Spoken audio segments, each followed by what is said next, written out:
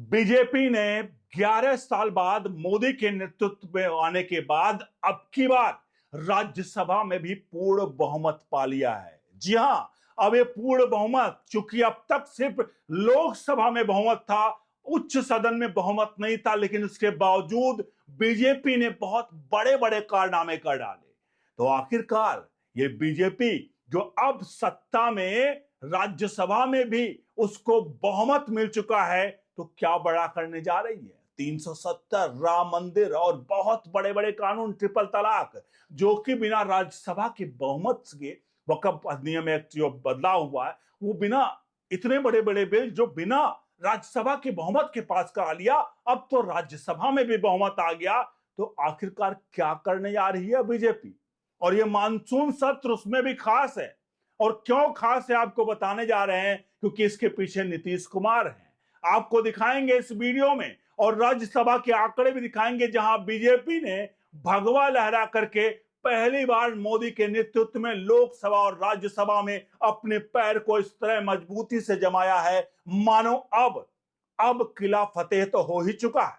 बहरहाल आपको दिखाते हैं पूरी खबर। अनुरोध करेंगे वीडियो के कमेंट बॉक्स में हर एक पॉइंट पर अपनी राय प्रतिक्रिया जरूर देते रहेगा, और वीडियो को लाइक शेयर भी जरूर करते रहेगा। बढ़ते हैं खबर की तरफ। शुरुआत जैसा कि मैंने किया कि 11 साल बाद मोदी एक बार ऐसा पैर जमा चुके हैं इस बार सत्ता में कि मोदी राज्यसभा में भी पूर्ण बहुमत से आ गए हैं। जहां मैंने नीतीश कुमार का जिक्र किया था, और यह मानसून सत्र, नीतीश कुमार और मानसून सत्र का बहुत बड़ा कोरिलेशन इस बार, और बीजेपी के बड़े बिल लाने का, यानी कि बड़ा कानून बनाने के लिए वे बड़े ही कहीं ना कहीं तीनों का एक मेल खाता है। वो क्यों होता है समझिए। आने वाले समय में बिहार में चुनाव है।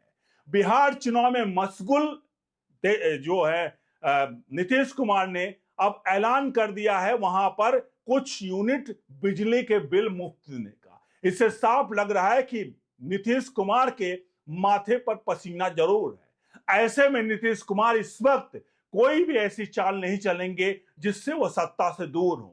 ऐसे में नरेंद्र मोदी के पास, मोदी सरकार के पास एक बड़ा मौका है कि मानसून सत्र में जो भी काम करवाना है वो नीतीश कुमार से हाथ पकड़वा के करवा ले। बहरहाल सुप्रीम कोर्ट में मामला ना जाए और सुप्रीम कोर्ट में अड़ंगा ना लगे। बहरहाल इसीलिए मैंने कहा कि अब की बार जो मौका है वो सबसे बड़ा कहीं ना कहीं गोल्डन अपॉर्चुनिटी है इस वक्त मोदी सरकार के लिए। बहरहाल उस गोल्डन अपॉर्चुनिटी के बारे में डिस्कस करेंगे। थोड़ा राज्यसभा के आंकड़े आपको दिखा देते हैं। आपके सामने स्क्रीन पर नजर आ रहे हैं राज्यसभा के आंकड़े। यहां राज्यसभा के आंकड़ों में सबसे अहम बात आपको सबसे पहले दिखा रहा हूं, जहां पर बीजेपी 133 सीट जीत चुकी है। यानी कि पहली बार 122 का बहुमत का आंकड़ा जो है वो क्रॉस करके 133 सीटों पर पहुंच गई है। ऐसे में यह बात साफ है कि मोदी सरकार कोई भी बिल अगर राज्यसभा में तो लेकर आती है, तो लोकसभा में और राज्यसभा में दोनों में पास कराने में कोई भी कहीं से भी गलती वो नहीं करेगी, और किसी भी प्रकार की उसको परेशानी नहीं होगी। और उसके बाद राष्ट्रपति उस पर सिग्नेचर करेंगे, और सिग्नेचर करने के बाद वो बिल पास हो जाएगा। लेकिन इन सबके बीच में सबसे बड़ी अड़चन जो लोग कहते थे कि वो अड़चन थे नीतीश बाबू। नीतीश बाबू मुसलमानों और बाकी चीजों को देख करके शायद ये बिल, कोई भी बिल पर साइन ना करे। लेकिन अब की बार चूंकि चुनाव है और चुनाव के पहले नीतीश कुमार कोई भी इस तरह का फैसला नहीं करेंगे जिससे कम से कम उनकी पार्टी को, उनके छवि को कहीं ना कहीं नुकसान पहुंचे। वैसे भी कई बार उनको पलटू राम कह के कहा जाता है। ऐसे में अगर चुनाव के वक्त वो कहीं इधर उधर होते हैं तो चुनाव में बिहार की जनता से कतई भी उनका विश्वास नहीं करेगी, क्योंकि वो आरजेडी और बीजेपी के कहीं ना कहीं पेंडुलम बने हुए रहते थे। ऐसे में अगर इस बार अगर वो कुछ ऐसा करते हैं इस वक्त, तो कहीं ना कहीं सीधे तौर पर बिहार में की राजनीति में खुद नीतीश कुमार अपने पैरों पर ही कुल्हाड़ी मार लेंगे। तो एक बात साफ है कि मानसून सत्र में मोदी सरकार के लिए एक तरह से खुला मैदान है। यानी कि वो बैटिंग करे और फील्डर होंगे भी तो कैच नहीं पकड़ेंगे, और बॉल को हो सकता छोड़ दे और बॉल बाउंड्री पार भी चला जाए।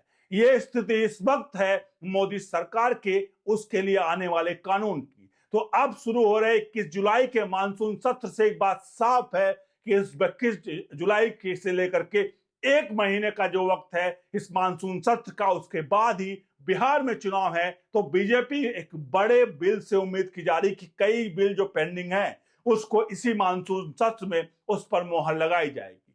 बहरहाल ये तो आने वाला वक्त बताएगा कि आखिरकार कौन कौन से बिल पास हो रहे हैं, लेकिन जब बिना बहुमत से बीजेपी ने इतने बड़े बड़े बिल पास करा ली हैं तो अब की बार तो बहुमत है, और बहुमत के साथ साथ अपनी तरह से फील्डिंग भी लगी है कि कौन कौन बॉलर, मतलब कौन कौन जगह कौन कौन फील्डर होगा, और बैटिंग प्रधानमंत्री नरेंद्र मोदी करेंगे।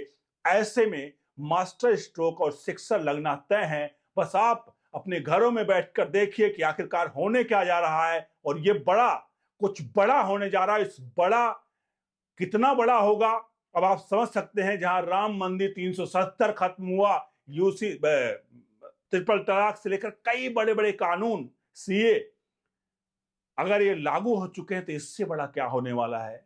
इसलिए कह रहे हैं ना, इंतजार करिए, इंतजार का फल, सब्र का फल मीठा होता है, और ये फल जल्दी आपको देखने को मिलेगा। और ये मैं किसी पार्टी का प्रवक्ता बनकर नहीं बोल रहा हूं, ये मैं आपको अपने एनालिसिस के हिसाब से बता रहा हूं कि ये होने वाला है। ज्यादा नहीं, हमने हमेशा दावा किया है, आप हमारे चैनल पर पुरानी वीडियोस देखा करिए। राम मंदिर के लिए शुरू से हम कह रहे थे कि राम मंदिर बनेगा, लेकिन लोग कहते थे कि तारीख नहीं बताएंगे, तारीख नहीं बताएंगे, और आखिरकार राम मंदिर बना। डंके की चोट पर हमारी पुरानी वीडियोस को दाग कर देख लीजिए, मोस्ट पॉपुलर वीडियोस में आपको दिख जाएगा जब राम मंदिर का कहीं से भी दूर दूर तक नाम नहीं था कि राम मंदिर बनेगा, और राम मंदिर बना।